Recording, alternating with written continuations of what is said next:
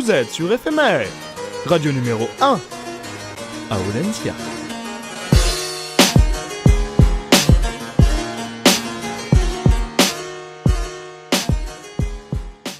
Salut à toutes et à tous, vous êtes sur FMR, évidemment. Ce soir on va parler rap, et ce soir on va parler du festival Hip Hop Session. Mais Raph, qu'est-ce que c'est la Hip Hop Session ? C'est un festival consacré à la culture hip-hop qui a lieu en ce moment même à Nantes jusqu'à dimanche. Il s'étend sur 2 semaines, on y retrouve bien évidemment des concerts rap, des DJ sets, mais aussi des battles de danse, du graphe et même du théâtre et du cinéma. Vous l'avez bien compris, il y en a pour tous les goûts, du mainstream au plus underground, et tout le monde y est convié, des artistes locaux aux dernières têtes d'affiche du rap francophone, à l'image de Romeo et Elvis pour ne citer que lui. Un incontournable du genre, le Hip Hop Session a accueilli les plus grands. DJ Premier, Youssoupha, C2C, Oxmo Puccino. Et je préfère m'arrêter maintenant tant la liste est longue. Bref, le Hip Hop Session, c'est de nombreux artistes, des événements en tout genre, mais un seul mot d'ordre, le hip-hop à l'honneur.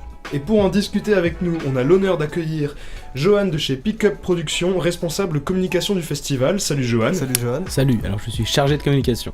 Ok, excuse-moi.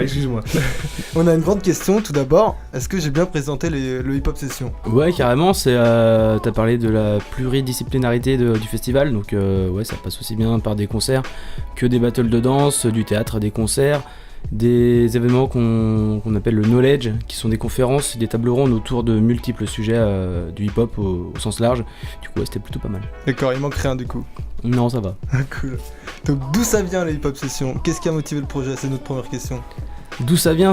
Alors, l'association Pickup Productions est née en 99. Le festival Hip Hop Session est né en 2005. Il a fait suite à un autre festival qui s'appelait Energy Up. Qui a aussi fait suite à un autre événement de danse qui s'appelait Break Up. Donc c'était l'envie à la base de représenter la culture hip-hop à Nantes, à travers différents lieux, différents styles. Toujours l'ADN vraiment du festival, c'est ça, c'est mélanger les disciplines du hip-hop et aussi la co-construction avec différents lieux. C'est pour ça qu'on est très éclaté dans la ville. Ça a toujours été ainsi et ça fait partie vraiment de l'ADN du festival. Du coup voilà les origines. J'ai l'impression qu'il y a une véritable volonté en fait de faire découvrir la culture hip-hop à un plus large public. Évidemment, non, c'est maintenant on voit en 2018 que le hip-hop a traversé toutes les strates de la société. Il y a des journalistes qui font des blagues dessus à la télé, il y a ton petit frère voilà, il y a ton petit frère qu'on écoute, t'en écoutes aussi. Voilà, maintenant c'est un genre musical qu'on peut parler de hip-hop, tu vois. Mais à l'origine, c'est vrai que c'était assez dur enfin, j'étais pas là, hein, mais de ce qu'on en sait, à l'époque, c'était très peu représenté culturellement à Nantes, mais pas que. Ouais. Et donc, c'était vraiment ce combat de Pickup Productions, de mettre en valeur la culture hip-hop au sens large. Et on peut que se réjouir maintenant que des scènes comme Stereolux, que l'Unique ou d'autres au niveau national mettent en avant la culture hip-hop. Ok. Il y avait déjà quelque chose à Nantes avant ou c'est vraiment arrivé avec le festival ou... Avant Hip Hop Session ? Ouais. Non, il y avait d'autres festivals, comme je disais, Energy Up et Break Up, qui sont d'autres événements qui sont un peu la genèse du festival. Et parmi toutes les éditions, quel était le meilleur moment, en fait, la chose dont vous avez été le plus fier ? Waouh. Ouais, c'est une grosse question là. C'est pas moi qui pourrais répondre. T'as le droit de faire un florilège aussi, hein, si t'as plusieurs choix. Ouais, effectivement. Bah moi je suis dans l'asso que depuis 3 ans, du coup je pourrais parler que de quelques événements qui m'ont marqué, même en tant que festivalier avant. Une anecdote, c'était un concert d'Apollo Brown au TNT, je m'en souviens tout le temps, c'était il y a 5 ans je crois. Où il y a eu une coupure de courant et donc Apollo Brown et Guilty Simpson c'est plutôt Guilty Simpson qui a continué à rapper a cappella juste sous la lumière de l'issue de secours et avec le public qui frappait les mains pour donner le beat et c'était un gros moment. Ceux qui étaient là s'en rappellent. D'accord, énorme. Mais donc du coup, t'as dit que le rap avait traversé les strates de la société et avec le recul, qu'est-ce qui a changé en fait depuis 2005 aujourd'hui sur la scène donc rap française aussi au niveau du public, des gens que ça touche, comment on organise maintenant les hip-hop sessions ? Qu'est-ce qui a changé, c'est que maintenant le hip-hop est beaucoup plus, à mon sens, parcellisé. Le hip-hop, c'est plein de choses, c'est des artistes trap, c'est des artistes de DJ qui vont plutôt être dans la funk, d'autres dans la house. C'est vraiment un mélange de beaucoup d'artistes, beaucoup d'influences de part et d'autre, hein, de la scène électronique. On pense par exemple à la grime qui peut être approchée au hip-hop. qui est né à travers le hip-hop. Maintenant, même le public s'est diversifié. Il y a plus que les puristes. Il y en a toujours, il y en aura toujours. Et merci à eux de perpétuer un peu le côté old school. Mais il y a toute une nouvelle scène qui est en train de prendre le dessus et qui est en train de tout bouffer. Et tant mieux. Pour toi, elle a évolué comment la scène rap française? Est-ce que maintenant, en fait, c'est fini le rap français, c'est place au rap francophone? Bah, pas du tout. Je pourrais te citer plein d'artistes de rap français maintenant. Là, je vais te citer Sopico, c'est le premier qui me vient car il était à l'affiche, mais il y en a plein. Je pense à des Lucio Bukowski qui sont venus sur le festival, à des Cassez-moi Palek, on pourrait même citer Vald. Et tous ces gens-là sont de la nouvelle scène rap française et ils font du grand bien. D'accord. Et qu'est-ce que tu penses du coup de cette venue de rappeurs de Belgique, de Suisse aussi, là, il y a Dime et Makala. C'est hyper bénéfique, c'est une nouvelle fraîcheur, c'est une nouvelle vibe, de nouvelles influences, et c'est que du bon quoi. Que du bonus. Et la prochaine, je pense que c'est les Canadiens, ils vont arriver très fort. Ouais. Ils commencent déjà à arriver. Tu penses à Loud par exemple, je pense. À Loud, à la Claire Ensemble qu'on a joué, qu'on a fait venir au Ferrière en février, en décembre au Ferrière. Et c'était hyper bien et il y en a plein d'autres qui vont venir. Bon, on va rester connecté alors sur le rap canadien. Et donc, autre question, à Nantes, comment la scène rap a évolué aussi? Elle a grandi un peu aussi avec les hip-hop sessions? Ben, il y a eu, à mon sens, il y a eu un gros coup de boost grâce à Hocus Pocus à l'époque. Mais c'est un peu, c'est devenu un peu mainstream du coup. Et puis il y a toujours une scène un peu underground qui est vivace, hein, mais comme son nom l'indique, underground, elle est peu connue, faut être initié. Mais ouais, ça bouge, ça a toujours bougé, ça bouge encore. T'aurais des noms, on parlait de Coelho en off tout à l'heure, je pense qu'il y a vraiment pour moi l'étoile montante du rap à Nantes. Je pense à Esquisse par exemple, oui, qu'on a fait jouer, et je pense donc il y a Coelho, il y a eu West Smith, c'est son autre nom. Esquisse, je fais une petite aparté, très bonne EP, JJ Align, à écouter, retrouver sur toutes les plateformes de streaming. Il y a les gars de Fix Pencil, bon ils sont entre Rennes et Nantes qui explosent pas mal. T'as des petits gars comme Stones par exemple qui font leur truc dans leur coin, enfin je pourrais t'en citer plein, Vagabond, enfin il a une pelletée quoi. Il y a des endroits spécifiques auxquels ces mecs-là reviennent souvent, où on peut écouter du truc qui soit moins hypé, moins à la surface, plus underground comme tu dis. Ça dépend, il y a des assos qui font bouger les choses. Là on en parlait à Off aussi, je pense au Fil Rouge qui organisait des open mic au Rouge Mécanique. Maintenant ils ont migré à l'Alter Café. Donc ça fait, à l'époque le Rouge Mécanique c'était un peu les soirées Le Fil Rouge ou Rouge Mécanique c'était un rendez-vous pour les aficionados du genre. Maintenant à l'Alter Café ça se passe très bien, il y a des soirées, il y a pas mal de soirées rap au Ferrailleur, beaucoup d'assauts à Nantes qui organisent des soirées là-bas. Je pense au Rancard par exemple, à Crump, à Big City Life. Il y a beaucoup d'assauts à Nantes qui font bouger les choses et d'ailleurs on en a invité pas mal pendant le festival au QG. Donc voilà, il y a le Rancard, il y a la Sotis qui font beaucoup de choses.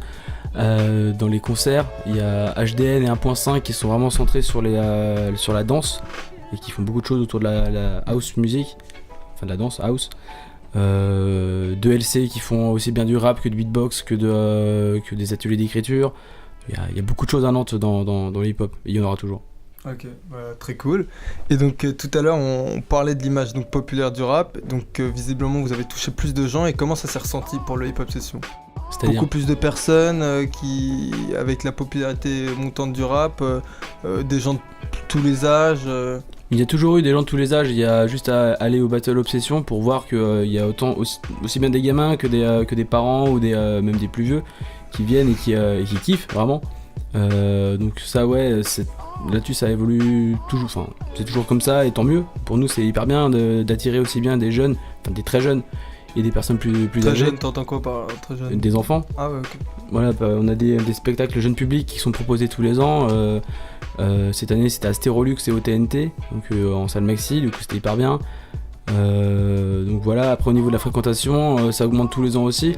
On peut pas forcément augmenter plus vu qu'on est souvent dans la même salle, il faudrait faire plus d'événements pour avoir un chiffre plus gros, mais bon c'est pas forcément... C'est combien de personnes à peu près par an? L'année dernière c'était 25 500 personnes pour une cinquantaine d'événements, avec des jauges différentes de salles, donc chaque année on peut pas vraiment comparer la fréquentation vu qu'on change de salle. L'année dernière, on était au conservatoire où il y avait une grosse jauge. Cette année, on n'y va pas. On va dans des petits bars comme le Colox ou pas mal de bars du collectif Culture Barbare. Du coup, les jauges sont différentes. On peut même difficilement compter combien de personnes viennent, etc. Du coup, on préfère faire la qualité que la quantité. Ok.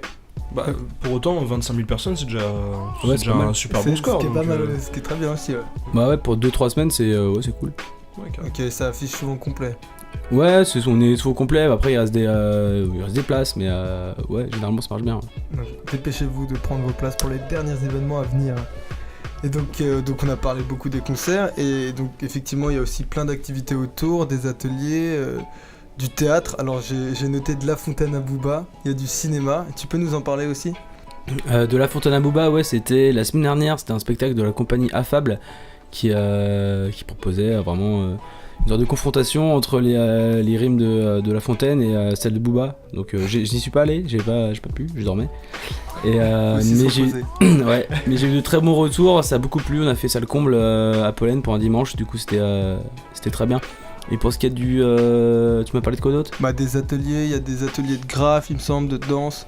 Cette année, c'était L'œil partout, qui est un graffeur nantais qui menait les stages graffiti qui se déroulaient à la Maison des Arts à Saint-Herblain. Et donc, du coup, là, il y a une petite dizaine de jeunes et de moins jeunes, c'est ouvert à partir de 12 ans, qui ont pu graffer sur un long mur et faire une fresque collaborative. Et donc, ça aussi, ça fait partie du knowledge que je parlais tout à l'heure, c'est la transmission du savoir, de la culture hip-hop, qui fait partie des valeurs de cette culture. Donc, à travers des stages graffiti, mais aussi beatbox et DJing. Ok, cool. Et on se pose une question, comment on organise un événement d'une telle ampleur en fait ? Et ben c'est beaucoup de travail. Beaucoup de travail, comment est constituée l'équipe, combien vous êtes, quels sont les profils aussi ? Est-ce que vous êtes des puristes du rap ? Non. Non, vraiment c'est pas... On est une petite équipe vraiment dédiée sur le festival, on doit être 6-7 avec des renforts de stagiaires ou de service civique. Comme on est organisé, ben il y a on peut faire un service civique pour le festival ? Effectivement, ouais. Ça c'est... Ouais, notez bien. Ouais, c'est cool. Et du coup, bah, comme tous les festivals en fait, on a un pôle production qui a la production des événements, il y a un pôle communication qui communique sur le festival. Il y a, peut-être pas sur tous les festivals il y a ça, mais nous on a un pôle d'accessibilité où là on défend vraiment des démarches pour les publics sourds et malentendants, pour les aveugles, pour les personnes à mobilité réduite. Donc ça passe par l'interprétation des battles en langue des signes. Je sais pas si vous êtes déjà allé au battle, mais il y a des écrans géants avec des interprètes qui réinterprètent tout ce qui se dit pendant le battle en langue des signes. Donc ce qui fait que les sourds malentendants peuvent comprendre ce qui se passe. Ok, cool, super. Et quels sont les projets à venir pour Pick Up Production du coup ? Alors déjà il y a la fin du festival. C'est vrai. Mais après l'après hip-hop session. L'après hip-hop session, il y a un autre événement qui s'appelle Rendez-vous hip-hop qui va avoir lieu le 2 juin sur le cours Saint-Pierre. Donc ça fait la 3e édition qu'il se déroule voilà, à Nantes. Mais pas que, donc c'est un événement national qui a lieu dans 5 villes en simultané. Je sais pas si vous le connaissez cet événement. Ouais, j'en ai un peu entendu parler. Qu'est-ce que vous nous préparez du coup alors ? Ah bah attends, ça vient. Ah, surprise. Pas de petites exclus pour l'éphémère. Bah, même moi j'en ai pas, c'est en cours. Là on est sur la fin du festival. Il y a toujours de belles choses. Toujours bon, belle esquive alors. Ouais, belle esquive. Avant de se quitter, si peut-être que t'as une autre question, Cyril. Bah je pense que tout a été très bien dit. On va demander à Vincent. Vincent, une petite question. Non, Vincent n'a pas de question. Il préfère manger ses chips. Donc du coup, avant de se quitter, je tiens à rappeler que les hip-hop sessions, ça se déroule encore en ce moment avec des événements jeudi, vendredi, samedi et dimanche. Il y a de la danse, des concerts. Vous retrouverez donc le lien de la programmation dans la description.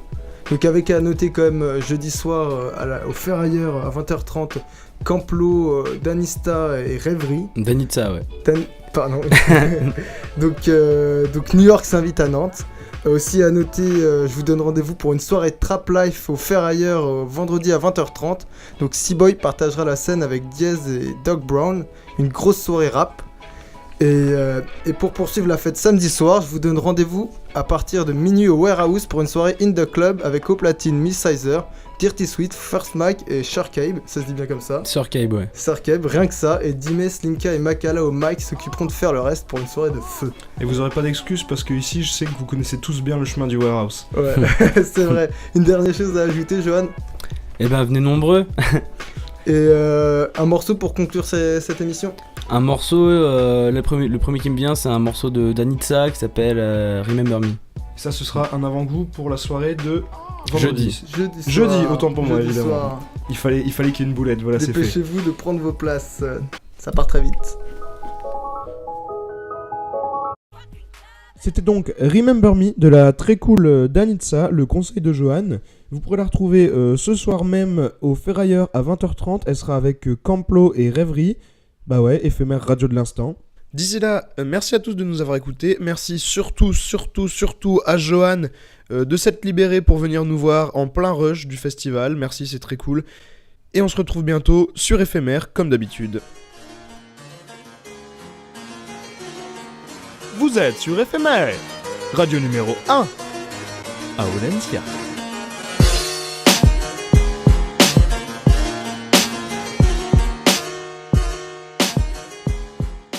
Bon.